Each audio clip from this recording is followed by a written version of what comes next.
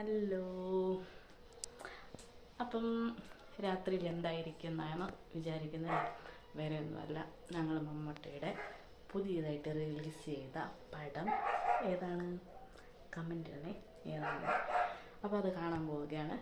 ഞാൻ, ചാച്ചൻ, പപ്പ, അമ്മ, ചേച്ചിയുടെ മോൻ സഞ്ജു, ഞങ്ങൾ 5 പേരുണ്ട്.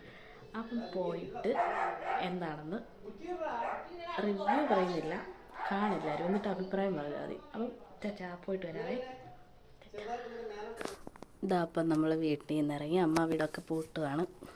ഇതാണ് ഞങ്ങളുടെ വീടിൻ്റെ ഫ്രണ്ട്. പുൽക്കൂടൊക്കെ കുറച്ച് ഇനിയും ചെയ്ത് തീർക്കാനുണ്ട്.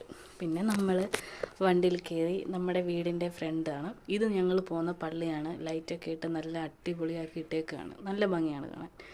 പിന്നെ ഞങ്ങൾ ഇങ്ങനെ വണ്ടി എടുത്ത് ഇങ്ങനെ ഡ്രൈവ് ചെയ്ത് നമ്മളിതാ വിമല തിയേറ്ററിലാണ് നമ്മൾ ഫിലിം കാണാൻ വന്നേക്കുന്നത്. പടം ഏതാണെന്ന് പറയണ്ടല്ലോ. ഏതായിരിക്കും? അത് തന്നെ, കളങ്കാവൽ. അങ്ങനെ ഒരു ഫോട്ടോയൊക്കെ എടുത്ത് ഞാനപ്പോൾ സഞ്ജു വാങ്ങി അകത്തോട്ട് പോയപ്പോൾ അവനെ വിളിച്ച്, അവൻ ഓടി വന്നിട്ട് വിക്ടറിയൊക്കെ കഴിച്ചിട്ട് അവൻ ഓടി. പിന്നെ നമ്മൾ തിയേറ്ററിൽ കയറി.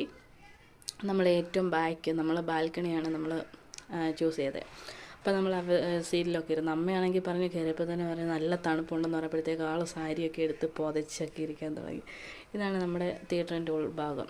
അങ്ങനെ പടമൊക്കെ കഴിഞ്ഞ് നമ്മൾ തിയേറ്റർ വിട്ട് നമ്മൾ വണ്ടി എടുത്തു. നമ്മൾ നമ്മുടെ വഴിക്ക് പോന്നു. മറ്റുള്ളവരെല്ലാം അവരുടേതായിട്ടുള്ള വഴിക്ക് പോയി. അപ്പോൾ ഞങ്ങൾ തിരിച്ച് വീട്ടിൽ വന്നു. ഇനി ഒന്ന് ഉറങ്ങണം.